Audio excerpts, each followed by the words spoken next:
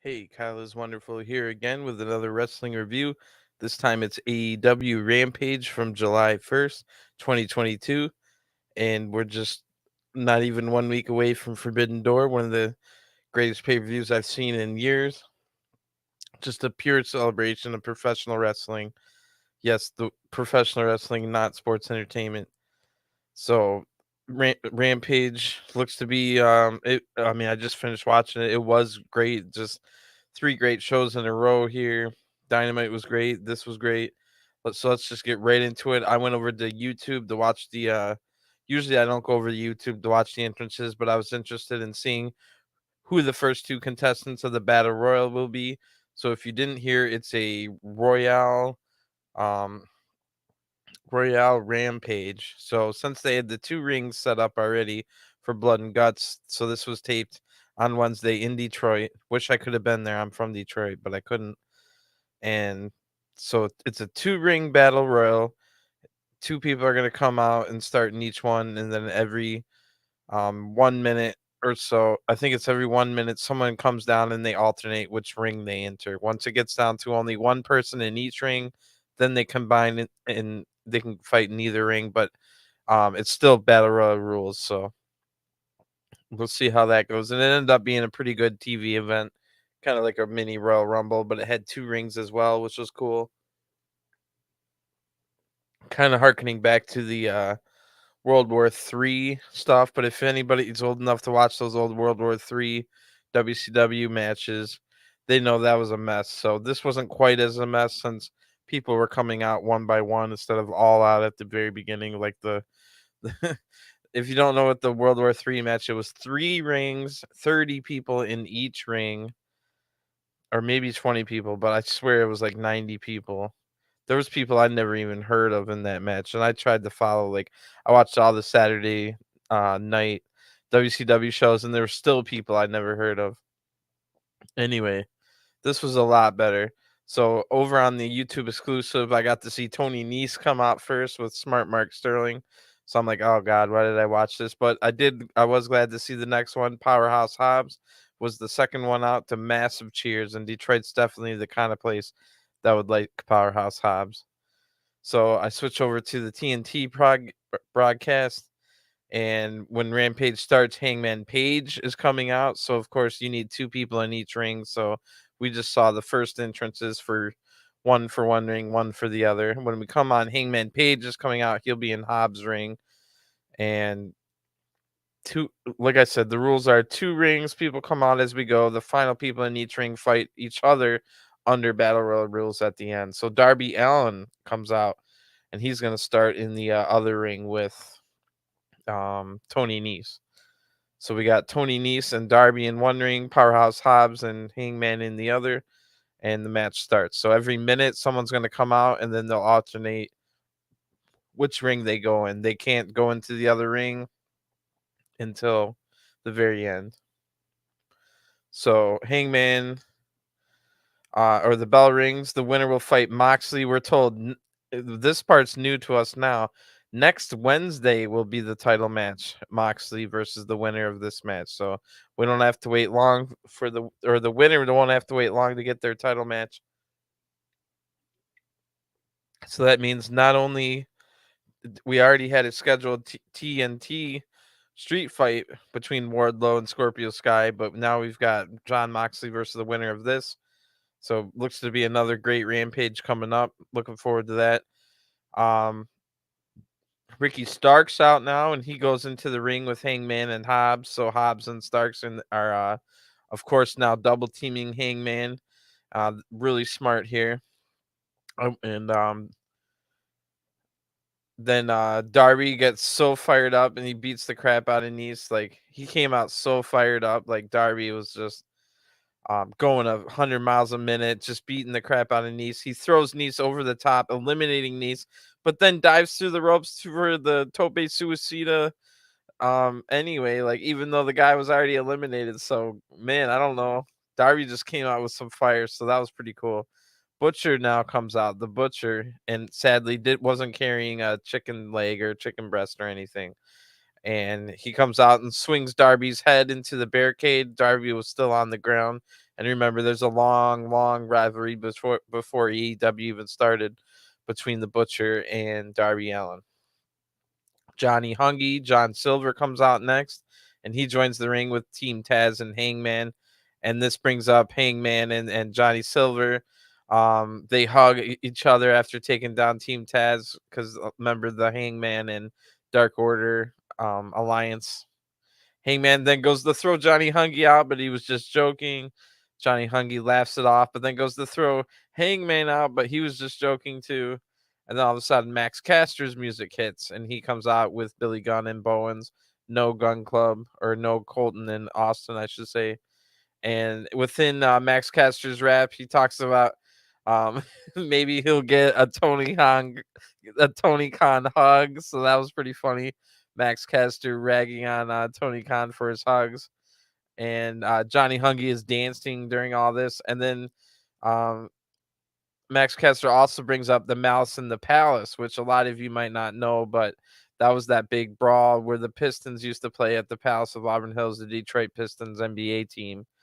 And they had a huge brawl against the Indiana Pacers one night. This rivalry was kind of brooding, but they had a they had a madman on their team, and one of our fans threw a drink at that madman, sparking off a giant brawl between fans and the two teams. And um, one of my good friends had to go do community service for something that he did. I don't even remember what, but he was doing community service, picking up trash off the side of the road with one of the NBA guys, uh, who was under.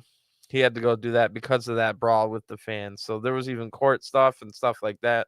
I was watching that game live, but it was a Friday night, and I had stupidly taken Sunday or Saturday classes in college. So this is back when I was in college, probably like 2005. And oh man, I I fell asleep. I would never fall asleep if I didn't allow it, but I allowed myself to fall asleep during the game because I knew I had Sunday class or Saturday class, and I woke up and I missed the brawl live. I missed the whole madness. Talk about damn, I could have watched that live, but I did see everything after it, and it was still pretty crazy. Anyway, I like that Max brought that up, and I bet most of you didn't remember that one, unless you're NBA fans. So let's get back to this battle royal. And really, I didn't know who was going to win this match. I had done my best to avoid spoilers on this one. So, um, then we hear some new music hit, and it's Roosh. Remember the new associate of Andrade. Andrade and Jose, the assistant, come out with Roosh. They're both wearing suits. Roosh making his debut here, and no cheers or boos from the crowd, so they don't really know him. But he is a former Ring of Honor world champion, Roosh is. And Roosh and John Silver chop each other right away when Roosh gets in. Roosh hits a slam on Johnny Hungry and a suplex on Hangman. And then the Blade is next out, and he joins the same ring as the Butcher. So that's a running theme throughout the rest of this match is the Butcher and the Blade double teaming, and they immediately double team Darby and then take out Max. Neither of them are eliminated, but they take him out. Penta Obscuro's now out next, and Roosh already runs out of the ring, not eliminated, but meets Penta on the ramp. They have history going back into Mexico. And Penta hits Roosh with a sling blade on the ramp and then rolls him into the ring. Penta then dives in to the ring, but Roosh counters with a drop kick. That was nice. John Silver then gets knocked out by Starks, and which also saved Hobbs at the same time. Then Swerve's music hits right after that. Swerve jumps over Max, kicks Butcher, and then a backbreaker to the Blade. Best spot so far.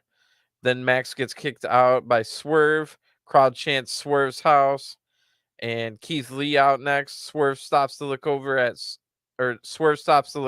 Keith Lee. They look at each other. Again, they're in separate rings, so they're saying, "Oh, let's throw everybody out and meet at the end," kind of deal.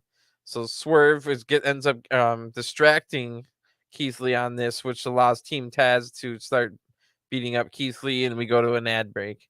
So then Starks and Hobbs are posing, and then they beat up Keith Lee some more. Matt Hardy now out during the picture-in-picture ad break, and Matt Hardy immediately goes after his former Hardy family business clients, Butcher and the Blade. Then Matt helps Darby up, so a good way to remind us that Matt was friends with Darby. I had kind of even forgotten. Dustin Rhodes is out next, and he's got some great music. Dustin tries to take out Team Taz, but Hobbs takes out Dustin. Then Rush and Penta battle on the apron. Penta goes for a suplex, but a low blow is about to knock Penta off. But while Penta is falling, he grabs onto Rush's long hair, which makes Rush fall and eliminates both men. So that was a great spot, and I would love to see that one-on-one match or the match Lucha Brothers versus Andrade and Rush, which you know is going to be a good one. Frankie Kazarian out now, and if you did not see his main event match on Impact, immediately when I'm done with this review, go check out on the Impact YouTube page. It's for free. It's about 20 minutes long. It was Frankie Kazarian versus Chris Sabin, and it was amazing. Go watch that match from last night on Impact. So I was big on Frankie Kazarian when he comes out here. I was like, oh, I would love to see Frankie fight Moxley for the title. So let's see how he does. Kazarian just walks right by Andrade and Penta, who I forgot to mention. Andrade throws a chair right into Penta Obscuro's face right as he gets eliminated. So that was pretty funny / interesting. Pretty good chair shot. Kaz hits a nasty famouser right over the rope on Swerve before he even gets in. So Kaz is here to fight. Kaz picks right up where he left off last night. So I'm hoping Kaz wins at this point. Like, I love that 20-minute match last night. And a 20-minute match versus Moxley would be amazing next. So I'm rooting for Kaz at this point. Kaz goes after Darby, and Matt hits a side effect on the Blade. Butcher then throws over Matt, who holds on, but then the Blade comes over and they take him out. Dante Martin then runs out and he goes after Starks, so he's in that ring. Remember, he left Team Taz after like 2 weeks, and then Leo Rush never was seen again. Starks then gets kicked and clear as day, like Starks gets kicked and then clear as day throws himself over the top rope, but then lands on the apron. Really bad looking spot. And then Starks hangs over the edge and just like pulls his knees up so that his feet don't touch. Like, everything about that spot sucked. And I'm a huge Ricky Starks fan, so I'm not saying like Ricky Starks sucks, but it's just that particular spot did not look good. Hobbs and Starks now double team Dante. Kaz and Darby on the other ring work over the Butcher and the Blade. Konosuke Takeshita is out next, and he's another one I could definitely see fighting Moxley in a really good match. So Takeshita comes out with some amazing fire, runs the rope super fast, and hits Swerve with a big leaping lariat. Then immediately hits a nice looking Blue Thunder bomb on Darby. Then hits a German suplex on both Swerve and Darby at the same time. So the crowd's going wild for Takeshita at this point. Kaz gets double teamed by the Butcher and the Blade and then immediately eliminated. That was disappointing. So now I'm thinking, well, now I want Takeshita to win. Brody King comes out next to some pretty big cheers. Dante and Hangman double team Starks. Brody goes after Dustin Rhodes, hits some big strikes on him. Brody then goes after Dante. Orange Cassidy out next with his new music, Jane. Butcher and the Blade double team Swerve. Brody chops Dante out of the ring to eliminate Dante. Orange then hits a Hurricanrana on both the Butcher and the Blade, so like a leg on each guy's armpit kind of deal. Then Takeshita chops Orange and hits a brainbuster. That was great looking. Team Taz then eliminates Dustin Rhodes. The crowd boos that. Butcher and the Blade then double team Takeshita and eliminate Takeshita. So, man, I kind of really thought Takeshita was going to win. We'll see where they go. I have no freaking idea now who they're going to go with, especially when immediately after that, Orange wasn't looking. Orange Cassidy gets thrown out of the ring by Swerve Strickland. So the crowd boos Strickland for that, and that's 2 battle royals in a row where Swerve Strickland got himself booed. Maybe a heel turn incoming. We'll see. We got There is a match announced later on. Swerve and Our Glory will be in a tag match against the Butcher and the Blade on Dynamite. We might see the heel turn there. So then Keith Lee throws out Hobbs at this very same time, but then Hobbs throws out Keith Lee. So um, didn't see that coming. And then the Butcher and the Blade double team Swerve and eliminate Swerve right after that. So, wow, once Takeshita was gone, I thought, well, maybe that little stare down between Swerve and Keith Lee between rings was predicting the final two later. But nope, now those two are out. So I have absolutely no clue. So we're down to our final six, three in each ring. In one ring, you got Hangman Adam Page, Brody King, Ricky Starks, and then the other is the Butcher and the Blade and Darby. Hangman then counters a Brody powerbomb into a Hurricanrana, then jumps over a spear attempt by Starks, like all in one motion. And then Hangman goes for the discus lariat on Starks, but Starks ducks. It hits Brody King instead. Starks then tries to throw Hangman but Page holds on. Hangman then, while on the apron, hits a big boot to Starks to knock Starks back. Starks charges back in and then gets thrown over the top, or the pulled the rope down by Hangman, which sends Starks flying over. Brody then immediately after this hits Hangman right off the apron, eliminating Hangman. So I'm like, wow. So Brody King wins his ring. We'll have to wait to see who wins the other, but you already know it's going to be Darby. It's not going to be the Butcher or the Blade. Immediately after all this, Darby eliminates the Blade, and then 2 seconds later eliminates the Butcher. A little awkward on that, but here we are. Brody King and Darby Allin are the final two. Brody King comes over, hits a gut wrench power bomb immediately. That looked massive and good. The crowd are chanting for both man, which Brody and Darby kind of sound the same when they're chanted, but I could definitely tell it was for both men. So then Brody hits a massive cannonball senton into the corner, and then Darby has been in since the beginning, we're told, and Brody came in towards the end. So that kind of when the announcer said that, it kind of predicted the end. Darby fights back a little bit and has Brody on the apron. Then Darby's biting the hand of Brody, so trying his best, but Brody fights back. Brody locks in a sleeper hold while they're both on the apron, and Brody just simply dangles Darby over the edge, drops him, and wins the match. Brody King is the number one contender. I did not see that coming, but wow, Brody King versus John Moxley for the interim AEW title on Wednesday night should be amazing.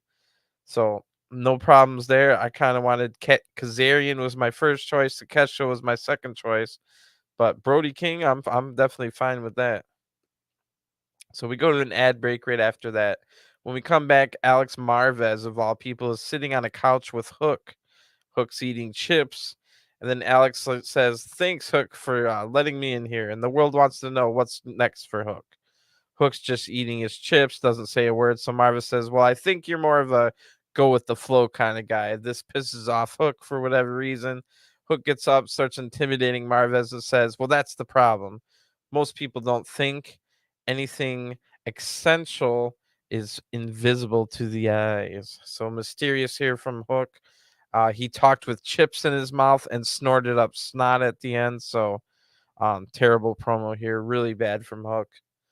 They need to do better with him because he looks like he could be a major star. So you got to be careful with this BS like this. Anyway, we go right back to the arena, and Goto's amazing music is playing. Hiroki Goto, and he comes out with YOSHI-HASHI. We only get to hear like 4 seconds of his music before the Young Bucks come out, and they have the AEW tag titles with them, of course. So if Goto and YOSHI-HASHI are able to win this match, they will get a title shot in the future. So Goto is going to start the match, and Nick Jackson is going to start the match for the other side. Nick takes a cheap shot on a rope break to take charge, but Goto just takes charge right back after that and tags in YOSHI-HASHI.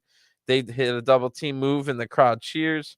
Matt then hits a really nice triple Northern Light suplex, just one after another, fluidly. Really good by Matt Jackson. Matt goes for a fourth, but Goto and YOSHI-HASHI on the same time. Like somehow, like that was the second match in a row tonight where they hit a suplex at the same time on two people. We go to a picture-in-picture ad break at this point, and Matt's working over YOSHI-HASHI during that, and the Young Bucks to go and knock Goto off the apron, and then Matt like mockingly says, "Tag me in, Yoshi, tag me in." That was pretty funny. And then Nick hits a springboard stomp on Yoshi. When we come back, Yoshi's hitting a vertical suplex and he's able to go tag in Goto.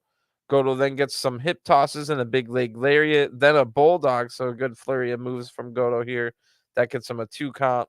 Matt Jackson fights back with some closed fists, as the announcers point out, but I'm pretty sure we see closed fists in like every match. They're like, oh, they're getting a little bit agitated and like they have to dig deep and start cheating kind of deal, but come on, you're reaching. Anyway, Nick gets a blind tag and then they get a double team move on Goto through that blind tag. YOSHI-HASHI has to come in and break up the pin. Goto then counters a double team, but Nick's able to block the Ushi-Goroshi right after that. Then Goto and YOSHI-HASHI go for the headhunter combo double team and they hit it, but almost gets a 3 count. Matt comes over to help. Nick then flips and to avoid a move, but then eats a lariat right after that. Matt hits a super kick on both men. This match is going at a really good pace. YOSHI-HASHI is able to hit a lariat on Matt right before falling right after that super kick. So this match is definitely gone into the second gear. They take Goto and then hit the BTE trigger on YOSHI-HASHI, and the match is over. So right when it was kind of going in the second gear, it just ends. Nick then springboards twice. So I didn't quite get over the how cool this end part is. Because since there's 2 rings, Nick springboards twice over to hit Goto, and then he springboards twice back over to the other ring, and they hit the Meltzer driver fluidly right off of all of that for the win. 1, 2, 3. Really good ending. I wish it was a little bit longer, but it's a 1 hour show. And one of the matches was a battle royal / Royal Rumble. So we go straight from that to a video package. This was pretty interesting. If you saw last week's Rampage, you saw that they brought Jonathan Gresham, the ROH World Champion, back in. And also, we saw Tully Blanchard Enterprises for the first time since the ROH pay-per-view on WrestleMania weekend. Super Card of Honor. So Jonathan Gresham in this video package tells us that he made a handshake agreement with Tully Blanchard last week, that he said him and Lee Moriarty will take on any 2 men that Tully has. And then he tells us that match will be on Rampage next week. And then we see Tully talking, and he says that he's going to see what it's like to come up against the best. Pretty nothing line from Tully. Didn't even need to be there, to be honest. Christian then says, so this part's cool, that I know you guys aren't used to hearing my name on TV, but you'll get used to it. You'll see. You're used to these 2 guys. And then the video shows Claudio and Bryan Danielson. And Gresham continues, you know who I'm talking about. They're out here claiming they're the best in the world. Well, how can that be when I'm the best? And he shows the ROH title. I'm tired of being left out of the important conversations of being the best technical wrestler in the world. That's me. I spent 17 years chasing that dream, and I accomplished it when I became the ROH World Champion. Next week, I'll show you why. So great stuff here from Gresham. Good promo. We already know he can go in the ring, so if he can continue to cut good promos like this, he's definitely got something going on.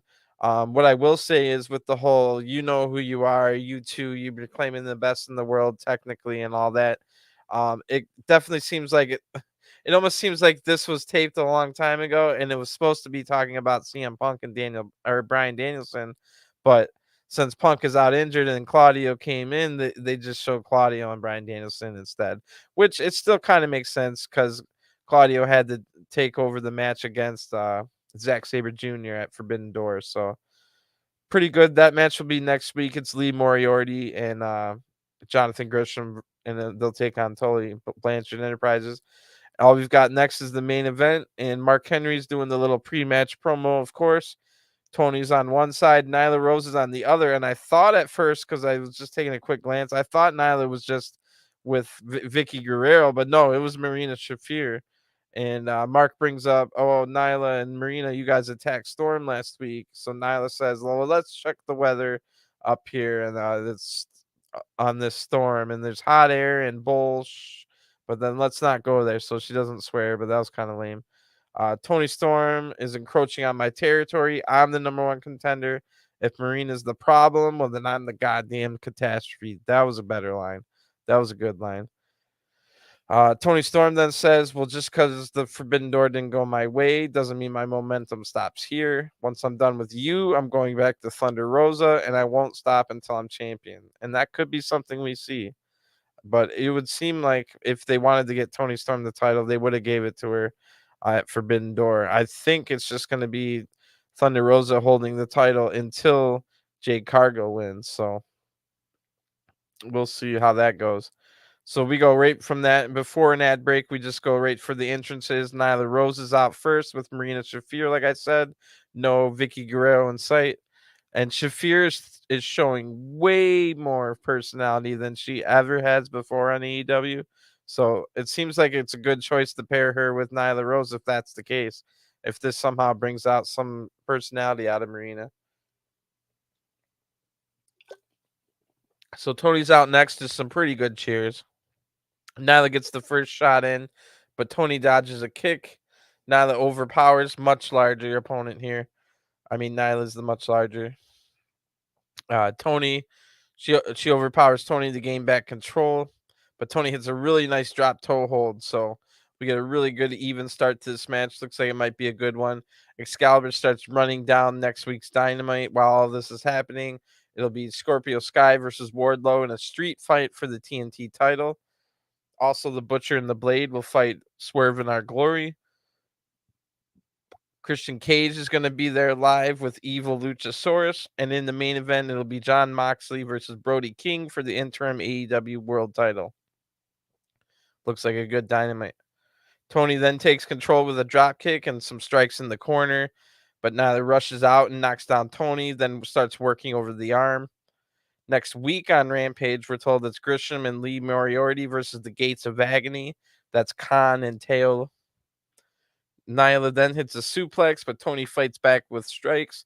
Tony then goes to run the ropes, but Marina pulls down the ropes, sending Storm crashing to the outside. Then Storm eats a big kick to the face from Marina, and we go to picture-in-picture ad break. Of course, the ref missed all of this, so I don't know what he was looking at. Nyla goes right after Storm on the outside. This is all in the picture-in-picture ad break.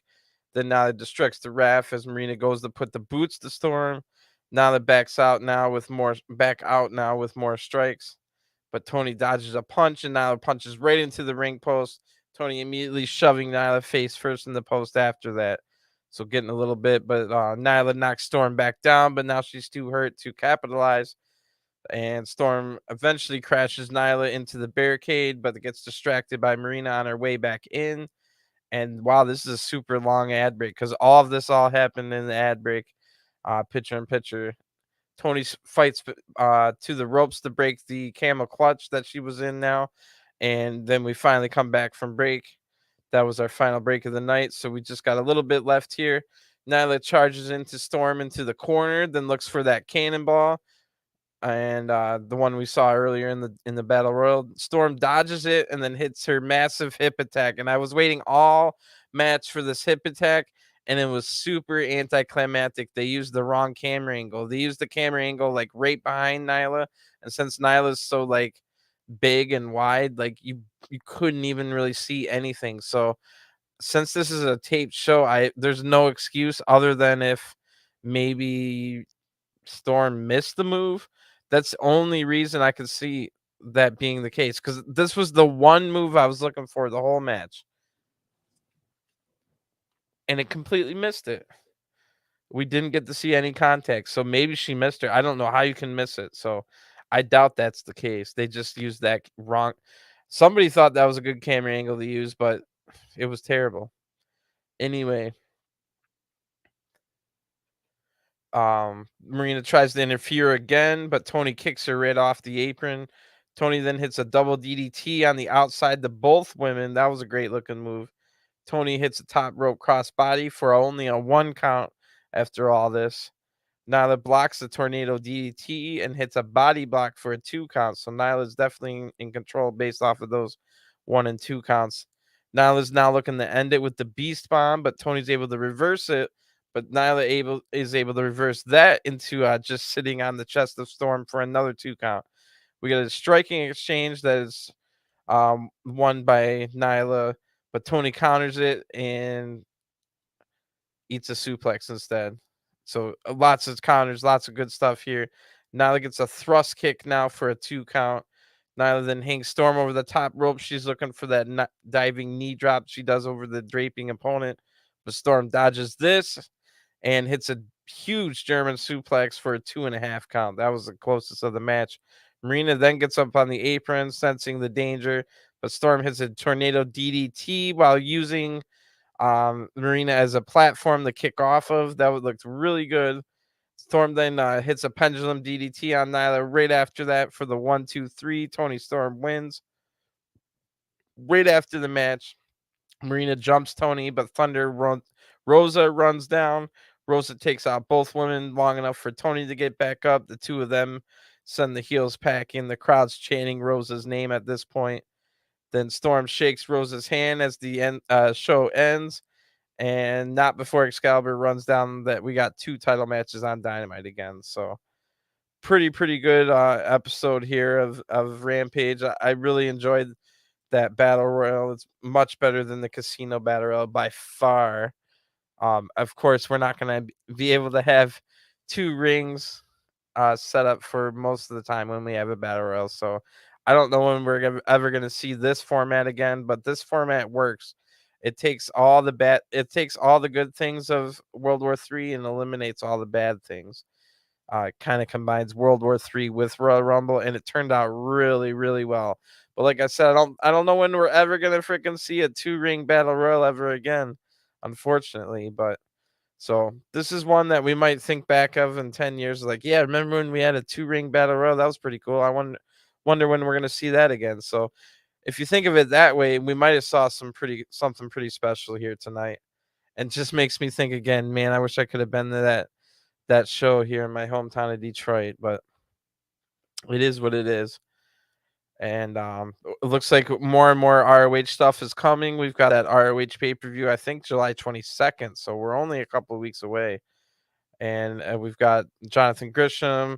We know we're pretty much, if you've been following Dark and Dark Elevation, you pretty much know that it's going to be Mercedes Martinez versus Serena Deeb for the ROH Women's title. That'll be a good one. And don't forget, the ROH tag titles are held by FTR, one of the greatest tag teams in the world right now, and some of the best wrestlers in the world. So that battle royal was pretty cool. I did not see Brody King winning, which I'm always cool for a good shocking win. And that's going to be a good match against Moxley in the main event of Dynamite. Definitely looking forward to that. It was good to hear Goto's music, even if it was only for 5 seconds. They had a good match against the Bucks. Like Grisham sounded great in his promo. I like the fact that Marina Shafir is somehow shows personality all of a sudden now that she's with Nyla. So hopefully that partnership continues. And I would say we probably can add women's tag titles anytime we want at this point. I know we got a lot of titles right now, but hopefully that should start clearing out when we get ROH their own show and we don't have so many titles on the show. Speaking of titles, we didn't get to see Pac once this week after his big All Atlantic title win, and I still think they kind of screwed Pac over. I swear, Pac only celebrated with the title for like 2 seconds before they moved on Forbidden Door pay per view. Meanwhile, everyone else celebrated forever. They even showed like I get showing the video package for the IWGP title match again that we've already seen, but did you need the video package for the US title match too? Like there were so many things where they could have gave Pac a little bit more time to celebrate the first ever All Atlantic title win, and then we don't even see him for the first week. So kind of a bust on that title so far. We'll see where they go with it. It could turn out to be a pretty good thing if it has classic matches attached to it. I'm sure like maybe the first person Pac will have to defend against is like Malachi Black, and that's got like 4.5 stars written all over it just off the bat. So good things to look forward to. I'm sure some more matches for Dynamite will be added as we go. Don't forget, I'll be covering Dark and Dark Elevation on Monday and Tuesday, so come back here for those. There's been some big things happening on there. Yuta defended his pure title against Tony Nese last week, so You never know what we'll get. I'm gonna get going. I will be try and get back at some point with the Impact Against All Odds review, but I'll definitely be here tomorrow night for Money in the Bank. So I'll talk to you guys again soon. Thanks for tuning in. Have a great weekend, and I'll talk to you again soon. Peace.